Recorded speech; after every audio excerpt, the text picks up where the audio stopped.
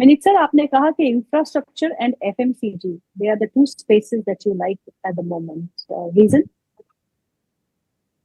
तो काफी सालों से अग्रेसिव करेक्शन चालू था, और अभी है ना, आप देखोगे कि नॉट ओनली प्राइसिंग बढ़ रहा है बट वॉल्यूम ग्रोथ भी आ रही है। सब एफएमसीजी स्टॉक्स काफी अच्छा परफॉर्म कर रहे हैं।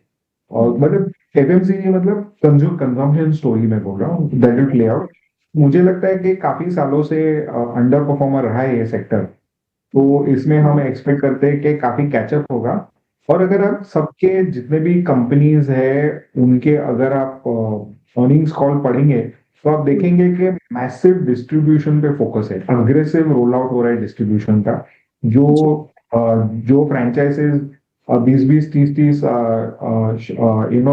आउटलेट्स खोलते थे एवरी क्वार्टर, अभी वो उन्होंने 50-60 के आसपास कर दिए। तो वो काफी अग्रेसिव रोल आउट हो रहा है। Everyone wants to be present everywhere, and it is happening majorly in tier 2 and tier 3 cities. और जिस तरह से गवर्नमेंट वेलफेयर स्कीम्स का रोल आउट हो रहा है ना, अभी भी कंटिन्यूसली फोकस है। तो मुझे लगता है कि उससे आपको काफी पॉजिटिविटी देखने को मिलेगी। तो मुझे सर, तो लगता है कौन सा, कि सर तो कंजम्पशन स्पेस में आपको क्या पसंद? तो Marico is looking very good. Marico काफी अच्छा लगता है। Nestle is doing extremely well, very strong numbers, capex trends भी अच्छे थे, न्यू प्रोडक्ट लॉन्चेस भी है, वो अच्छा परफॉर्म भी कर रहे हैं। तो ये दो स्टॉक लार्ज कैप्स में हम ये अच्छे लगते हैं। सर, इंफ्रास्ट्रक्चर स्पेस क्यों आपको पसंद है? आपको लगता है कि गवर्नमेंट की स्पेंडिंग जो है that will be on a rise in the second half of FY 27? देखिए, काफी प्रोजेक्ट्स जो रोड प्रोजेक्ट्स है वो काफी कॉम्बिनेशन पे आ रहे हैं, और they are now going to get monetized, some of the road projects, especially which are there in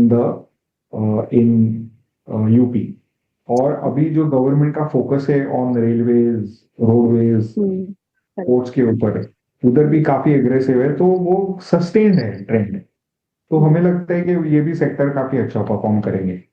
तो इनमें हमें अडानी ग्रुप में से जो अडानी एनर्जी सॉल्यूशंस है, इसमें हमें काफी इंटरेस्ट लगता है। ये काफी आउट परफॉर्म कर सकता है, क्योंकि बाकी के अडानी स्टॉक्स जो है दो काफी वैल्यू के आसपास आ चुके हैं। तो वहां से इंक्रीमेंटल ग्रोथ ज्यादा दिख नहीं रहे, पर इनमें से इन particular Adani energy solutions is looking very very good.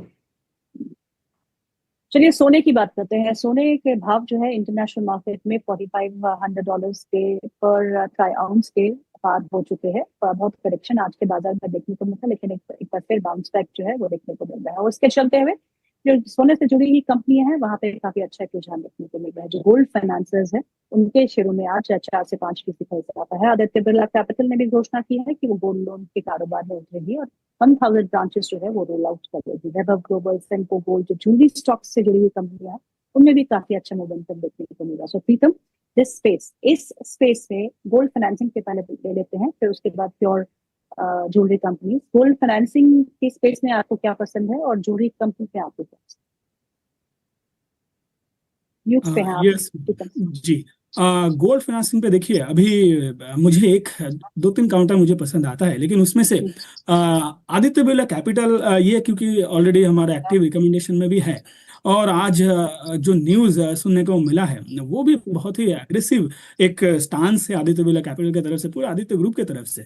तो मुझे लगता है कि ये क्योंकि ऑलरेडी एक higher high higher low trajectory में आपको आदित्य बिरला कैपिटल ऑलरेडी चलता हुआ दिखेगा, एंड इसमें हमने लगभग 260 के आसपास से हमने यहाँ पे बुलिश थे, बीच बीच में हमने पार्शियल प्रॉफिट बुकिंग भी करा है, और अभी भी होल्डिंग पे भी हमारा है, कवरेज में भी है।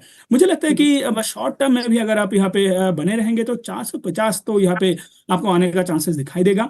रिसेंटली एक हाई लगा था लगभग 430 के आसपास, एंड वापस से यहाँ पे अपना जो डिप था 330, 380 एंड 85 के आसपास, इसको टेस्ट किया। लेकिन अभी यहाँ पे एक वापस से आज भी आप देखेंगे लगभग 3% के आसपास एक मोमेंटम दिखाई दे रहा है। इस लेवल पे अगर आप खरीद के भी जाते हो तो मुझे लगता है कि 450 तक आपको एक मौका मिलेगा शॉर्ट टर्म में। अगर आपका व्यू 1-1.5 महीने का अगर आपका व्यू है तो यहाँ पे ये टारगेट आपको आता हुआ दिखाई देगा।